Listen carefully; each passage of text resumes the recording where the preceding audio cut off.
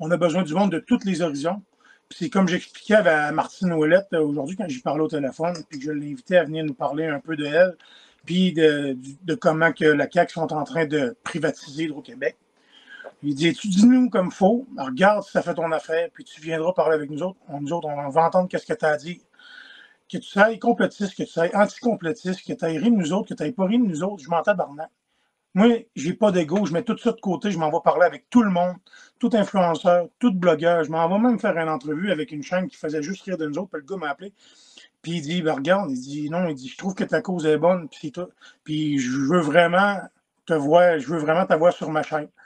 Fait que là, avec tout ça, le monde me dit, ouais, le défaitiste, le lâche, celui-là qui ne veut pas se lever, il va dire à quoi ça sert d'aller devant le Parlement quand il n'y a pas personne dedans? Hey, en février 2022, quand on y est allé, puis qu'on est arrivé le vendredi, que le gouvernement siégeait, on n'a pas le choix de travailler avec le SPVQ pour sûreté, la sécurité des gens, puis avec la Sûreté du Québec pour la sécurité des gens. On a un droit de manifester. Sauf que nous autres, on arrive là-bas avec les solutions. On vous démontre la corruption. On veut avoir un maximum de monde pour dire, envoyer un message clair à François Legault, dire regarde ton peuple, regarde tout le monde qui est ici aujourd'hui, on sait ce que vous faites, on sait ce que vous faites, que vous allez faire, on veut vous empêcher, on commence à se soulever, le monde commence à être malin, avant que ça dégénère, allume, allume. C'est vraiment, moi, c'est ma dernière manifestation à vie que je vais faire. Parce que c'est sûr et certain que dépasser ça, si avec tout ce qu'on vous expose, ça ne fonctionne pas, il va falloir prendre des outils différents. Je vous dis pas, je vous parle pas de violence, je vous parle pas de rien de ça. Je dis juste que si ça ne fonctionne pas, puis qu'on n'a pas d'écoute, puis qu'on arrive là, 100 000 personnes, on a beaucoup plus d'impact. On a réussi à faire arrêter le code QR en février 2022, justement parce qu'ils ont vu un soulèvement massif de la population. 145 000 personnes qui sont arrivées à moins 22, ils ne s'attendaient pas à ça, ils ont reculé. On était la seule province qui avait ça. Puis là, vacciné, pas vacciné, je m'en tabarnak. Je ne te demande même pas des likes.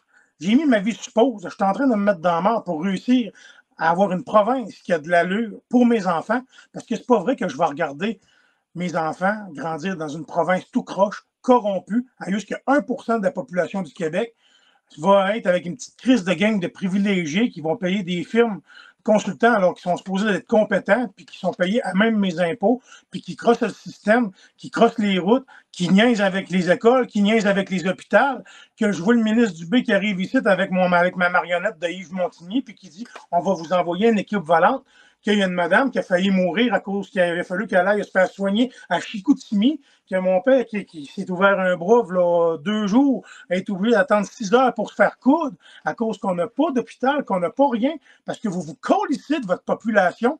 Puis qu'en plus de ça, que même notre cher Montigny ici, je parle pour René Lévesque, que lui, mais on a eu la grève de la Société des travailleurs du Québec, pas capable d'aller sur la Rive-Sud, des heures d'attente à Tadoussac, qui me dit je me prononce pas sur le dossier. T'es élu, maudit tabarnak, t'es supposé d'être là pour nous représenter. T'as ressemble de Virgile dans une sentinelle de l'air, sauf que toi, c'est pas des cordes. C'est pas des cordes que t'as d'après toi. D'après moi, t'as une main à quelque part bien rentrée profond. C'est ça que je veux dire. Puis ça ne devrait pas être. On devrait avoir des élus qui se battent pour nous autres. Pas quand ils se font dire, ferme ta gueule, si tu as ta paye de député pareil, puis tu gagnes 130 000 par année, puis on t'a majoré de 30 plus tes dépenses, fais-moi pas chier. C'est ça qui se fait dire, puis c'est ça qui fait. Tout le monde, on a un devoir. Je me calisse des likes, mais partagez ça, informez le monde. Puis oui, le 31 puis le 1er septembre, il allait voir la page François Assez c'est assez. On s'en va pas là-bas tourner en rond comme une perruche. Puis si tu n'as pas le cœur de te lever, la journée que tu vas voir ton père mourir tout seul dans un hôpital, puis qu'il n'y aura pas personne pour le soigner, la journée que tu vas voir ton enfant qui ne voudra plus aller à l'école parce qu'il n'est pas capable d'avoir de professeur, la journée que Hydro va être privatisé, que tu ne seras plus capable de payer ton bill d'Hydro-Québec, mais tu t'aperçois que dans 2 ans, les hypothèques vont augmenter jusqu'à 25 que tu es obligé de donner la clé de ton estime de maison parce que tu es trop piochon pour venir t'élever, bien viens pas chialer. Parce que tu as une chance. Puis c'est le 31 août, puis le 1er septembre. Puis oui, il faut une réforme politique, puis il faut montrer à nos élus que la petite population générale, que le citoyen moyen est écœuré. C'est pas normal on est rendu avec des camps de sans-abri au bord de la rivière Amédée. Puis ça, c'est sa côte-nord. À m'amener, on a un devoir. Je vais me calmer. Merci, Kevin. Merci, Nicolas Tétrault. Merci, Billy. Et on se reparle lundi prochain à Brochu TV pour une autre émission.